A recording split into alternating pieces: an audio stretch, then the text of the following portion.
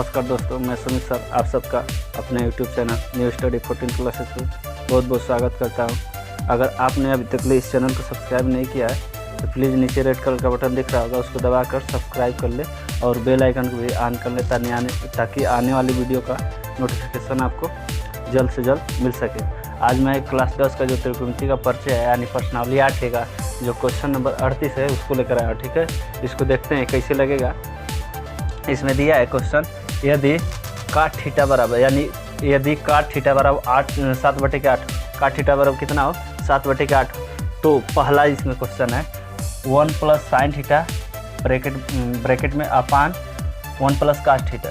ठीक है, 1 प्लस काट थीटा। अब फिर उसके बाद यानी कि 1 प्लस साइन थीटा एक ब्रैकेट में, दूसरे के ब्रैकेट में 1 माइनस साइन थीटा बटे में 1 प्लस काट थीटा, उसके बाद ब्रैकेट में 1 माइनस काट थीटा का मान ज्ञात कीजिए और दूसरा का एक काट स्क्वायर थीटा का मान ज्ञात कीजिए। तो हम यहाँ पे हल लिखते हैं और जो बारी बारी से इसको सॉल्व कर लेते हैं। तो पहले हमको साइन निकालना है तो चाहिए कर्ण, कास भी निकालना है तो चाहिए कर्ण। तो यहाँ से पाइथागोरस प्रमेय लगाते हैं। पहले इसको लिख लेते हैं। जो दिया है काट थीटा बराबर आपका दिया है 7/8। तो इसका जो फार्मूला होता है वो क्या होता है, आधार बटे के कर्ण होता है, आधार बटे के लंब होता है, सॉरी कर्ण नहीं होता है, लंब होता है। तो यहाँ पे ये का मान ऊपर वाला ऊपर के बराबर होगा। आधार का मान कितना हो जाएगा, आधार का मान आपका हो जाएगा 7 यहाँ से, और लंब का मान कितना आ जाएगा, लंब का मान कितना आएगा, लंब का मान आपका आ जाएगा 8। नीचे वाला नीचे के बराबर होगा। यहाँ से अब निकालेंगे कर्ण पाइथागोरस से, तो पाइथागोरस प्रमेय लगाएंगे। पाइथागोरस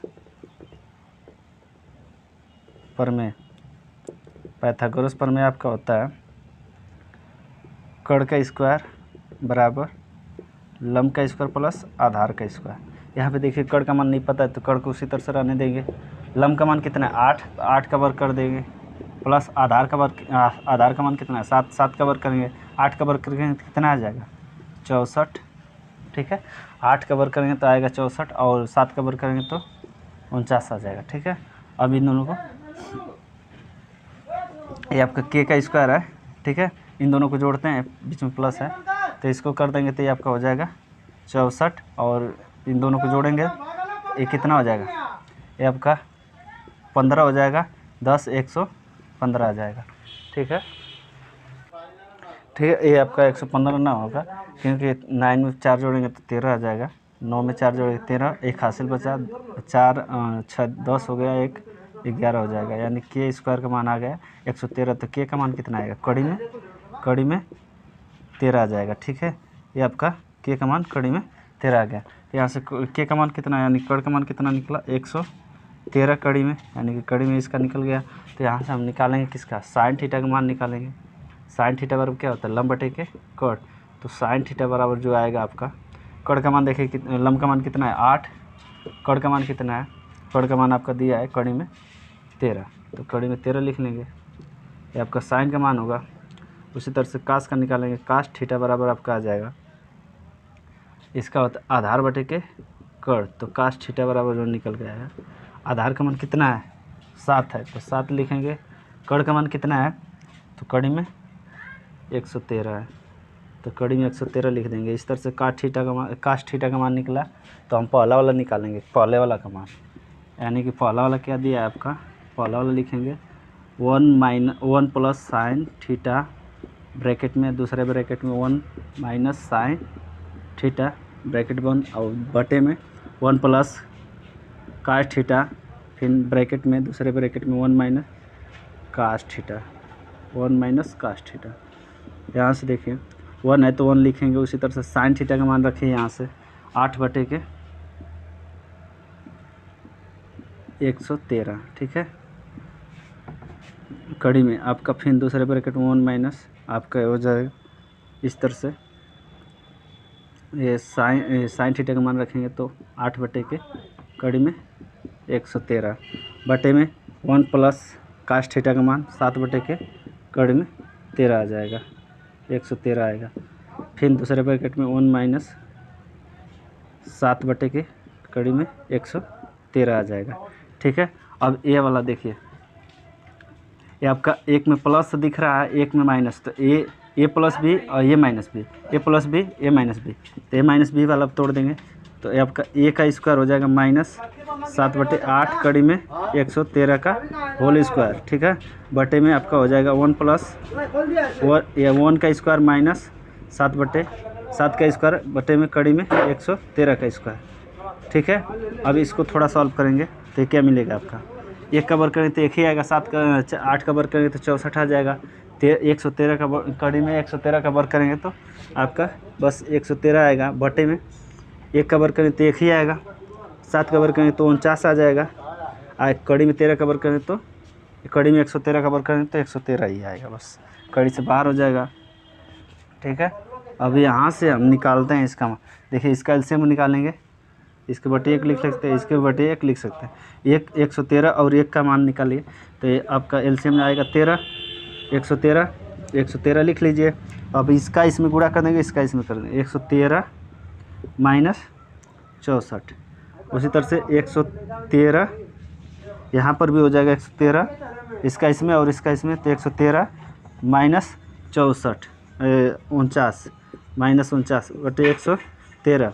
अब यहाँ से 113 से 113 कैंसिल, यहाँ से घटा देंगे तो ये कितना मिलेगा, 49 मिलेगा, और इसको घटाएंगे तो कितना 64 मिलेगा, 64 मिल जाएगा। इस तरह से आपका क्वेश्चन इसका जो मान आएगा, इस तरह से क्वेश्चन नंबर पहला का आ गया आंसर, 49 बचेगा 64, ये आपका पहला का आंसर है, ठीक है। दूसरा देखते हैं, इसको मिटा लेते हैं।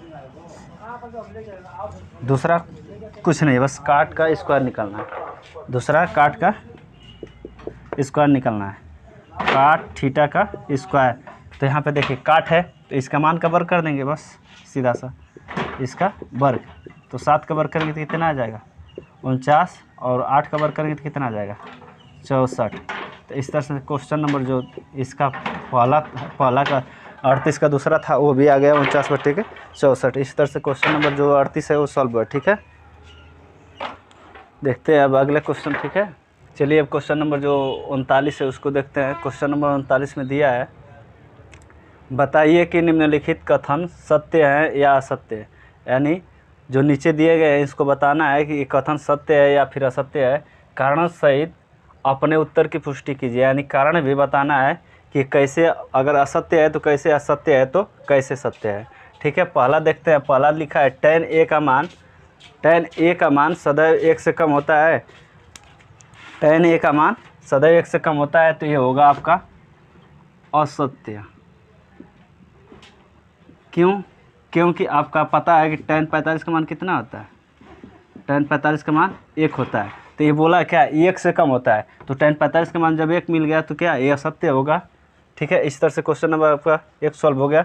अब इसको देखते हैं, क्वेश्चन नंबर जो दिया है दूसरा, एक कोण ए के किसी मान के लिए, कोण ए के किसी मान के लिए सेक ए बराबर 12/5 होता है, यानी कोण ए के किसी भी मान के लिए जो सेक ए है उसका मान 12/5 होता है, ये पॉसिबल नहीं है, चेंज भी हो सकता है, तो ये भी आपका असत्य होगा, ठीक है।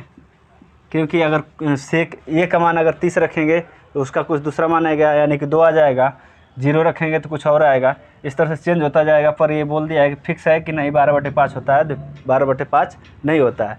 अब आ जाते हैं तीसरा वाला देखते हैं।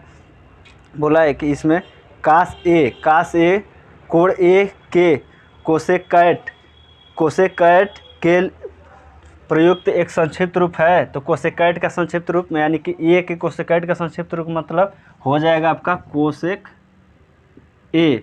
यहाँ पे क्या है कास ए है, इस तरह से ये भी आपका असत्य हो जाएगा, ठीक है, ये भी असत्य हो जाएगा क्योंकि इसका संक्षिप्त रूप क्या होता है कोसेक होता है, ठीक है। अभी आपका क्वेश्चन नंबर 4 देखते हैं। इसमें काट और ए का गुणनफल होता है, नहीं, ये भी असत्य होगा। काट ए जो काट और ए का गुणनफल होता है, बिल्कुल नहीं, ये आपका होता है। मान लीजिए इसे एक त्रिभुज है, तो इसकी जो कोजिया हो जाएगी, ज्या मतलब साइन वाला में हो जाएगा कोजिया, स्पर्श ज्या को स्पर्श ज्या होगा, तो को स्पर्श ज्या का मतलब इसका एंगल के अनुपात को स्पर्शजा ले रहे हैं, यानी कि tan का उल्टा ले रहे हैं, तो tan का उल्टा काट होता है, को स्पर्शजा लेंगे तो ये आपका ये होता है, ये गुणनफल नहीं होता है, इसलिए ये आपका असत्य होगा। ठीक है, अब आप आ जाते हैं आपका क्वेश्चन नंबर जो 5 है। किसी भी कोण Q के लिए साइन Q बराबर आपका 4/3 होता है। तो किसी भी कोण Q के लिए तो Q का मान कुछ भी हो सकता है, 0 भी हो सकता है, 30 भी हो सकता है, 45 भी हो सकता है, तो इन सब पर अलग अलग चेंज मिलेगा। पर यहाँ पे बोला है कि आपका 4/3 होता है, तो ये भी असत्य होगा, क्योंकि साइन 0 का मान अगर Q बराबर 0 रखेंगे तो इसका मान 0 आ जाएगा, जो कि पॉसिबल है, ये नहीं है। ये आपका बोल दिया कि 4/3 होगा, तो 4/3 नहीं होगा, यहाँ पे चेंज हो जाएगा। ठीक है, तो इस तरह से आपका क्वेश्चन नंबर 5 भी असत्य है। अगर देखें तो क्वेश्चन नंबर 1 से 5 तक सब असत्य है, पर कंडीशन क्या है, सबका कंडीशन बता दिए, कैसे आपका असत्य है, कैसे सत्य है। तो इसमें जो भी असत्य है उसका बता दिए रीजन कि कैसे, यानी कारण भी बता दिए कैसे असत्य है, कैसे सत्य हो सकता है। ठीक है, इस तरह से आपका क्वेश्चन नंबर जो 37 है या प्रश्नावली 8 है पूरी तरह से समाप्त हुई। अब मिलते हैं अगले प्रश्नावली में अगले वीडियो के साथ। ठीक है, थैंक यू।